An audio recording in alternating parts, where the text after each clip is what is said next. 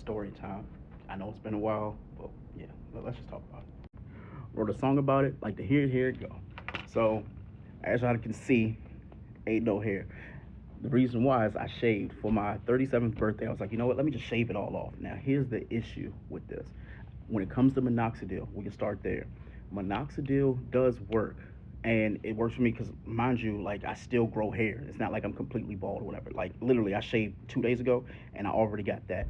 But for me, I was taking a minoxidil because I was getting my hair cut way too frequently in previous years, like literally like every 2 weeks. I heavily advise people, regardless of who you are, like yo, you do not have to get your hair cut that much. It was to the point it was thinning right here, like right here. Even if you could tell, like right here, where they were cutting too much, like don't push my shit back. So that's number one. The minoxidil, I was taking it with the showers and stuff like that, and I started noticing that the minoxidil, you have to continue to use that. And when I say use it, you have to use it every time you like wash your hair, your conditioning, shampoo, and stuff like that. You got to use that minoxidil. I'm not doing that like forever, ever. No. Like eventually, what happens is the minoxidil, like if you just stop taking it as often, what will happen is I noticed flaking. Like I noticed like hair was starting to just fall out. When I say fall out, like in the shower, stuff like that, like I see a strand or two and I'm like, wait a minute, like I was still getting haircuts paying $60, $70, but no. Let me keep going.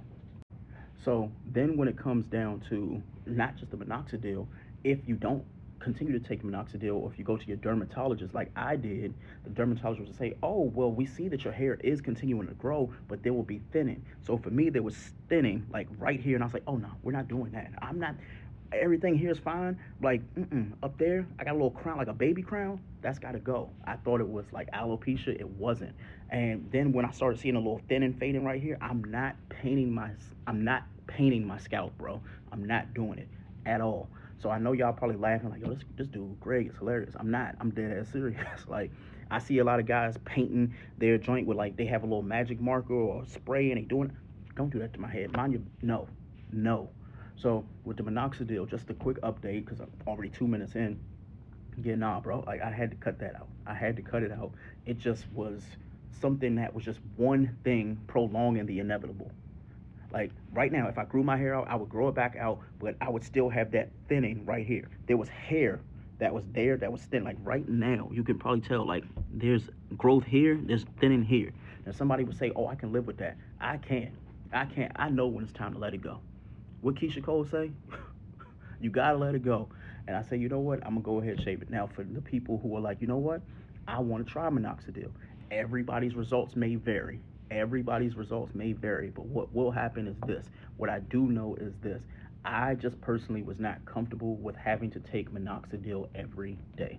I just could not justify the fact that, like, in the morning and at night, because that's what they're suggesting. They're suggesting that you take that minoxidil, and it may work for you.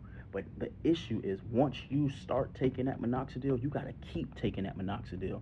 So you have to weigh two options. Am I going to keep taking minoxidil forever? Because, yeah, your hair is going to grow back normally if you take it every day, and eventually, boom, you all of a sudden you get all that hair growth. But the moment you cut your hair again, you right back at square one. You're right back at square one.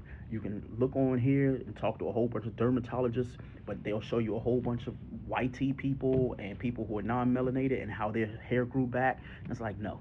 Mm-mm. I also noticed with the minoxidil, because when I'm showering, I'm obviously showering with the minoxidil and all the stuff that I was putting in my hair. I was putting in the minoxidil and I was putting in shampoo and conditioner. I noticed my beard was growing like 3 times the rate. And I was like, wait a minute. It's because the minoxidil, when you're showering, boom, where you think it's going? Unless you're putting your head back, it's going right here. My beard was literally growing. Like before I got my hair cut over the weekend, my beard was like out to here. So that may be good for some people, especially if guys want beards and things like that. But for me, ultimately, I just don't want to have to be in the process of taking minoxidil every day. I hope that that answers the question. People are like, dang, Greg, will you ever grow your hair back out? I can. The issue is I don't want to have to grow my hair back naturally and still have to take minoxidil. That's the gist of that. If you want to keep your hair when it's thinning, then cool. If you want to go bald, I would say try it once. I tried it. Luckily, like I have a halfway decent head that it makes it look fine. But when it comes down to that minoxidil, once you start, you're not stopping. You are not stopping. You can check on Reddit. You check like trustless threads and stuff like that. Most of those people, they are going to perpetually keep doing that. Do with that information what you will. Again, leave any other comments. I appreciate y'all watching. To all the women who were in that comment, yo, y'all amazing, yo. I really mess with y'all. That was pretty funny. I ain't gonna lie. But again, thank you for watching. I'll see y'all later.